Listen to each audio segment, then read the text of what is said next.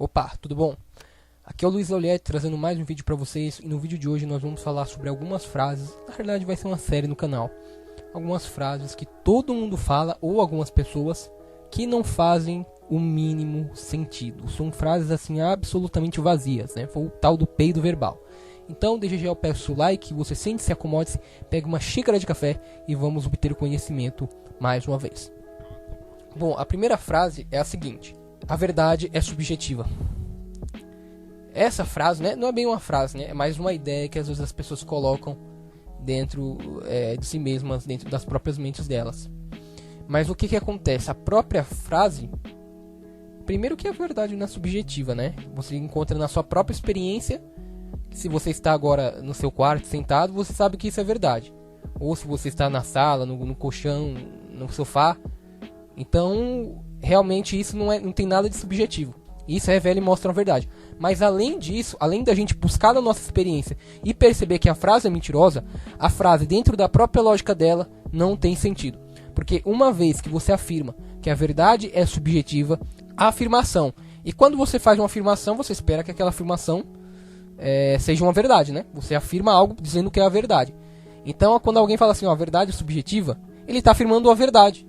Então, quer dizer, se a própria verdade, de que a verdade é subjetiva, é uma verdade, ela também é subjetiva. Logo anula a própria frase, logo anula a própria ideia do qual ela está falando. E assim, tudo bem, eu sei que não tem muitas pessoas falando essa frase assim, do jeito que está aqui, a verdade é subjetiva. Mas às vezes eu vejo outras ideias, pessoas falando de ideias, pensamentos, no qual eu percebo que essa ideia que eu falei aqui está incutida. Ah, depende do ponto de vista de cada um, por exemplo. Ah, mas cada um tem a sua opinião. Pode ser que depende do ponto de vista, depende do modo que você pensa. Cada um tem a sua opinião. E a pessoa acaba por entrar num relativismo assim absurdo. Mas sabe o que é interessante? Ela relativiza as ideias dos outros. Ela fala, não, mas isso é questão de opinião, mas isso é questão de... Religião não se discute. Olha só que coisa imbecil.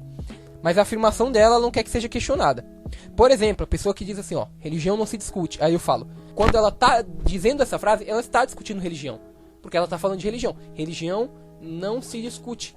Ou seja, eu tô falando aqui de religião, mas ninguém pode discutir. Só eu que tô colocando essa frase, tá, galera?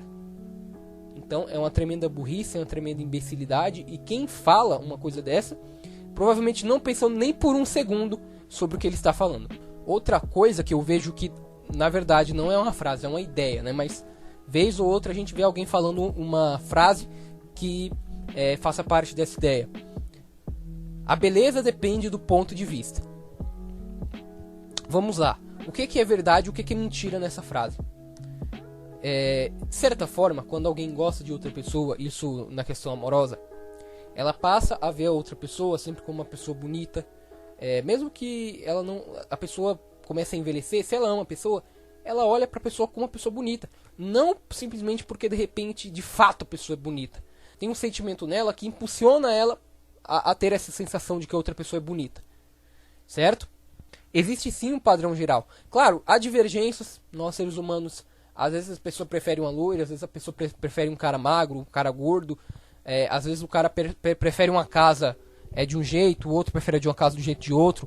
Só que tem um padrão, mas tem ali sempre um senso de belo e de feio. Por exemplo, se você olha pro lixão, quem em sã consciência vai dizer que aquilo é bonito? Absolutamente ninguém. Quando você olha para uma catedral, quem vai dizer que aquilo é feio? O que vocês acham, galera? Olha essa imagem. Óbvio que se a pessoa falar que não acha que é bonito, provavelmente ela não gosta do catolicismo. Certo? É muito provável, mas no fundo ela sabe que aquilo é bonito, que aquilo é belo. Se você olhar, por exemplo, uma das 7 maravilhas do mundo, como, por exemplo, o Cristo Redentor, quem vai dizer que aquele Cristo ali, aquela estátua enorme, absolutamente magnífica, feita assim de uma maneira, cara, absurda, quem vai dizer que aquilo é feio? Tá entendendo? Por mais que nós tenhamos algumas divergências e algumas camadas de preferências, no geral, a gente tem o senso do belo e o senso do feio. E isso muda conforme influências da nossa vida, na nossa cultura, no nosso psicológico, a formação, o nosso mundo interior, né? Às vezes ele molda algumas preferências nossas. Mas Mas tem algo ali em todos os seres humanos que faz diferir do que é belo e do que não é belo, do que é feio. Essa frase aqui não é bem uma frase, né? Eu vou praticamente que contar a história de uma ideia. Vocês vão entender. Aquela pessoa que ela diz assim, ó: não, eu sou ignorante, eu sou analfabeto, então, gente, eu sou ignorante, sou analfabeto, portanto eu não sei de nada. Eu sou uma pessoa simples, sou uma pessoa humilde. Vamos lá. No dia seguinte, essa pessoa tem uma discussão na igreja sobre alguma doutrina, ou tem uma discussão sobre alguma coisa na família em relação algo que realmente precisa de estudo para saber. Essa pessoa vai ser a primeira a querer dar opinião, querer dar palpite com total, absoluta certeza do que ela está falando.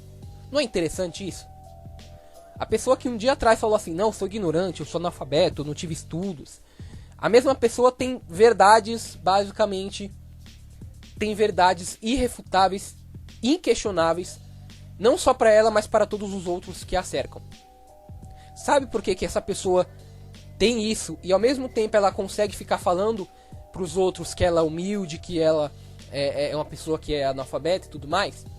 Porque ela quer dar uma ideia, que ela quer dar uma sensação de que ela é humilde.